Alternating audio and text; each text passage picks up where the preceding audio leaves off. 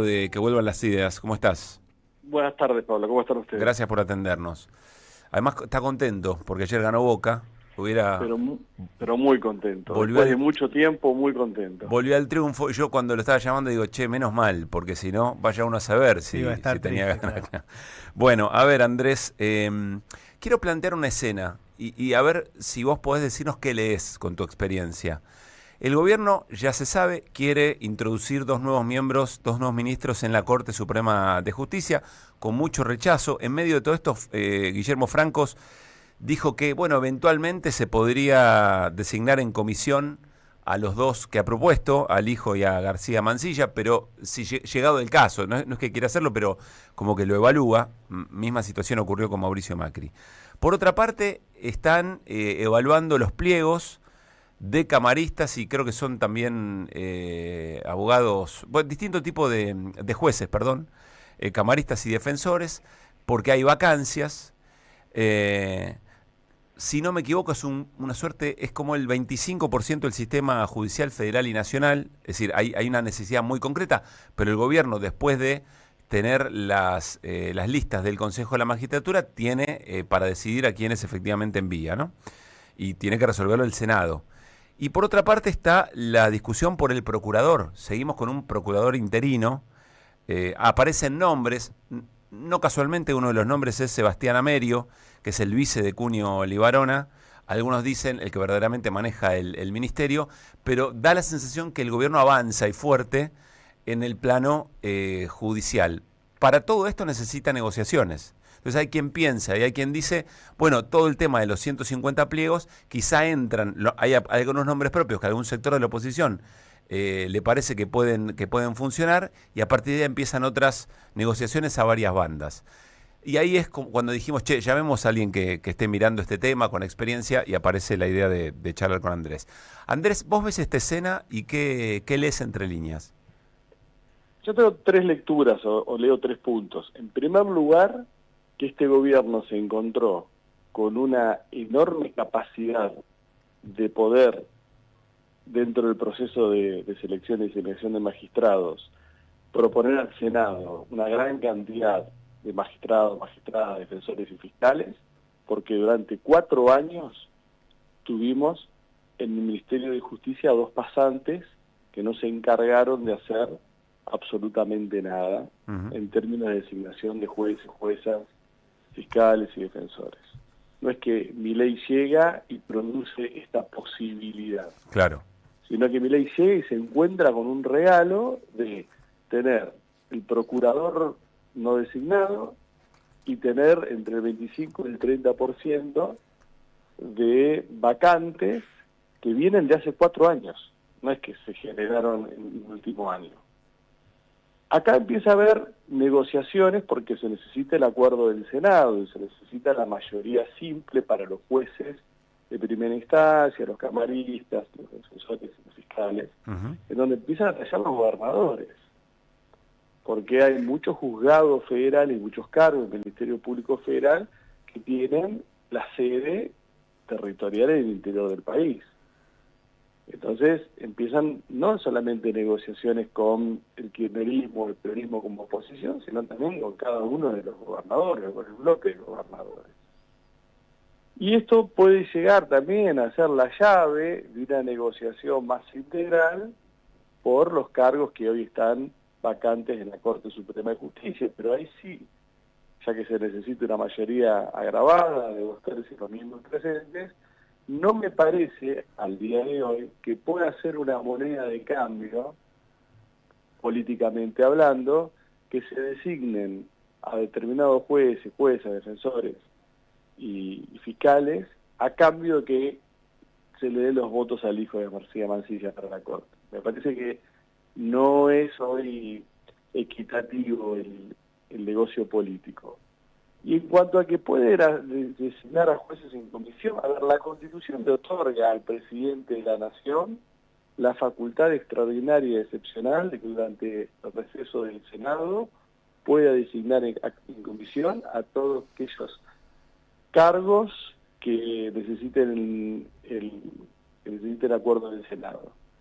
no es que esto está prohibido. Lo que pasa es que es una situación excepcional. Uno podría decir, bueno, ¿cuánto se podría utilizar para la Corte? Y bueno, cuando la Corte se quede sin ningún miembro, por alguna razón, cuando se quede con 2 miembros, y cuando no existe una designación pronta, y se esté paralizada la Corte Suprema de Justicia en su funcionamiento, bueno, ahí podría ser, pero no en la actual situación, donde hay una mayoría de 3, que si no coinciden, se hace una votación entre todos los presidentes de las cámaras federales y se integra el tribunal para esa causa con 5 miembros, que hasta le daría mayor, digamos, versatilidad, si es una causa compleja porque sale de un sorteo y no sabemos dónde va a venir.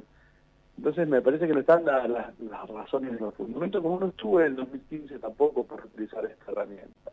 Claro. El problema es que si el presidente lo utiliza, ¿cómo la paras? Porque la va a utilizar cuando el Congreso entre en receso. Hasta marzo, que empieza no llama extraordinaria, hasta marzo no lo paras. La Corte Suprema de Justicia ha inhabilitado cualquier planteo judicial en aras de defender la institucionalidad y la legalidad, si no hay un derecho en juego. ¿Qué derecho juego tuyo, mío, de la ciudadanía? Ninguno acá. ¿Qué te afecta eso? O sea, tendría que resolver algo la Corte de esa manera para que alguien diga, yo me siento vulnerado en mi derecho porque esta Corte, conformada con jueces en comisión, tomó esta decisión. Sí, bueno, ¿y a quién se lo plantearías? Una resolución de una Corte en ese sentido, una acción de nulidad de cosa juzgada arriba frente a un juzgado de primera instancia, del contencioso. Entonces, ese es el entramado que nos ha llevado, por un lado, este uso inconstitucional de las excepciones previstas por el sistema constitucional por parte de Milei, el acompañamiento que le ha hecho durante todo este año la Corte Suprema, los tribunales anteriores, de obturar cualquier forma de acceso a la justicia para cuestionar estos ejercicios inconstitucionales, y la amenaza constante de, bueno, te lo saco por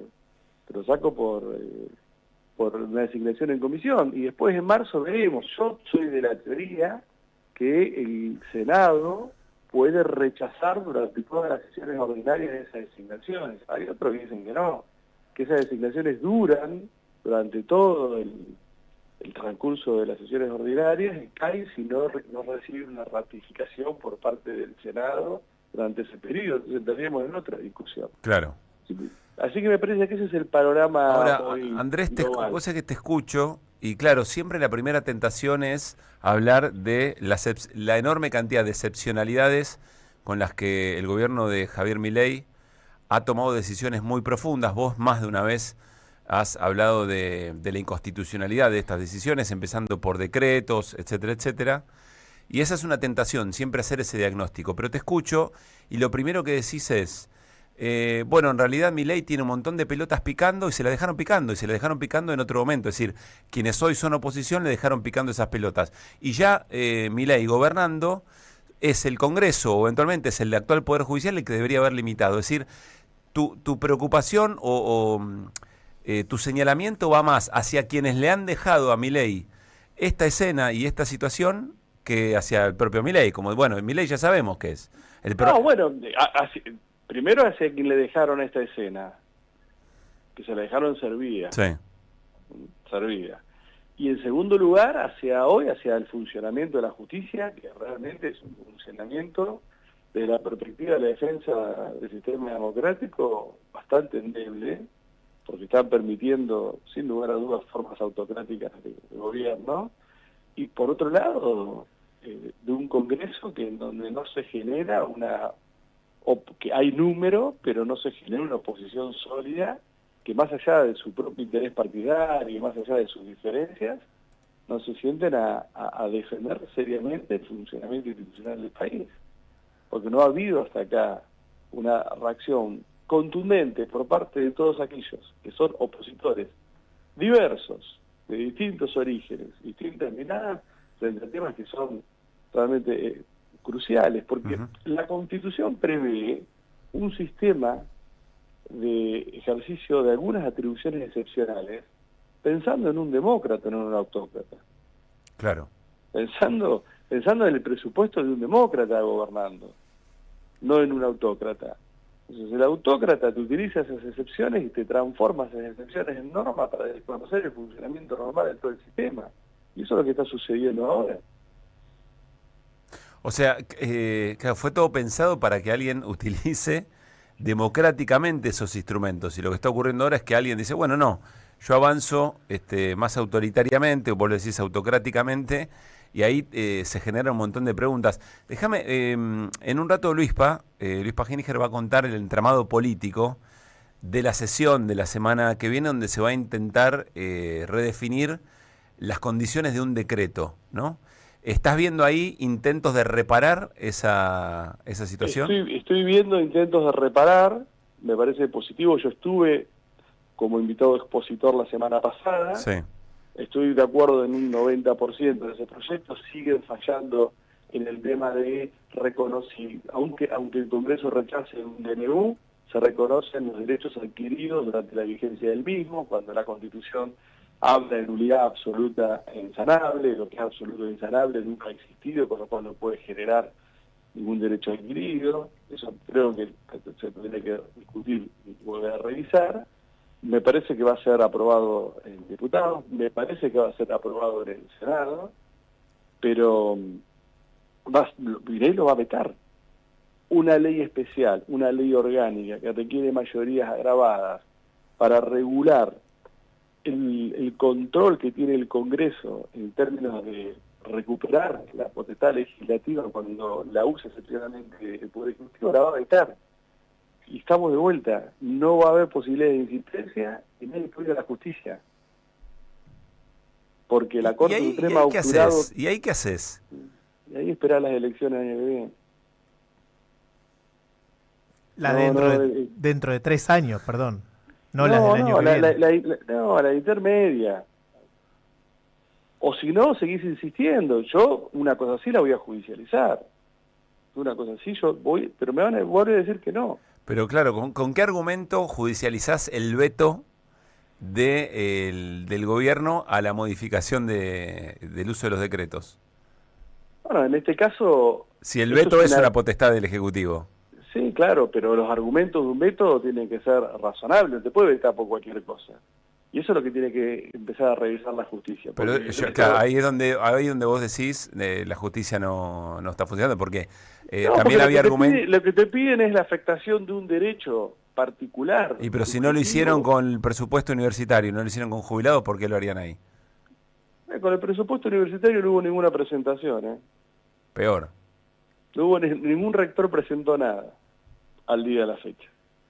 Con los jubilados sí, con Eugenio Cimino hemos hecho presentaciones en varias provincias y en la ciudad autónoma de Buenos Aires.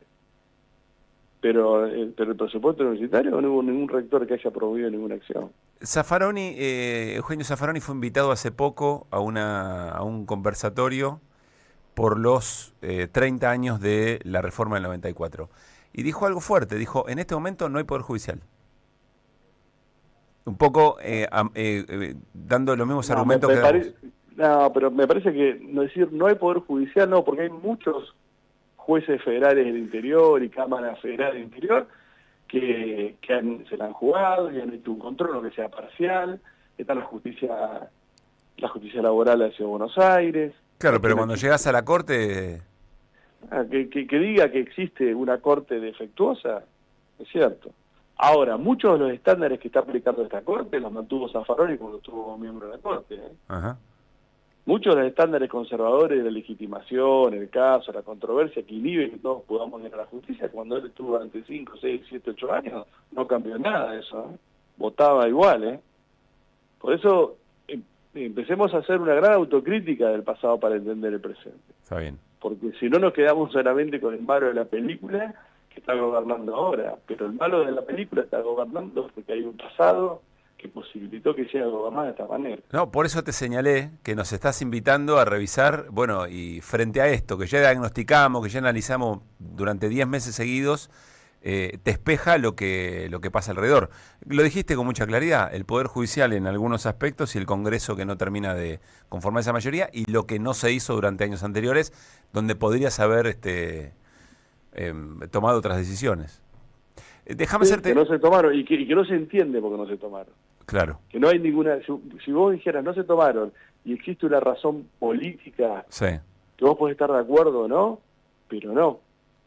Fue una cuestión de una relación de poder adolescente. Que esta es la consecuencia. Dejá de hacerte una última pregunta. Estamos charlando con Andrés Gil Domínguez, abogado especializado en Derecho Constitucional. Dijiste 25-30% del sistema judicial con vacancias. ¿Qué significa eso para el día a día del hacer justicia? Y hoy significa que esos cargos están cubiertos por jueces o juezas subrogantes, que tienen 2 o 3 juzgados a cargo. Con lo cual el servicio de justicia se resiente. Porque una persona a cargo de 2 o 3 juzgados va a tener, por una cuestión lógica, menor productividad, menor eficiencia. Claro. Y menor capacidad de control sobre los actos que se van generando. Y hemos pedido durante años de distintos sectores que el Consejo de la Magistratura haga concursos anticipados, con un plazo de entre 6 y 10 años. Porque en todo momento se producen vacantes, porque hay personas que fallecen, personas que se jubilan, personas que renuncian. La vacancia es un elemento consustancial del funcionamiento del Poder Judicial. Las personas no son eternas. Entonces, tener que iniciar todo, cuando es la vacante, no, hay que hacer concursos anticipados, establecer plazos perentorios. Si el Poder Ejecutivo no manda la terna en 3 meses, el primero la terna pasa directamente al Congreso. Si no se empiezan a poner en el funcionamiento de instituciones claves plazos perentorios con efectos concretos de incumplimiento del plazo, vamos a seguir de esta manera. O vamos a seguir abonando que cuando llegue al poder personas con concepciones autocráticas la tengan servida en el borde del área. Andrés, gracias como siempre, un gran abrazo. Gracias a ustedes, un gran abrazo. Andrés Gil Domínguez, charlando con nosotros 5 y 2. AM530 Somos Radio. Buscamos la verdad siempre.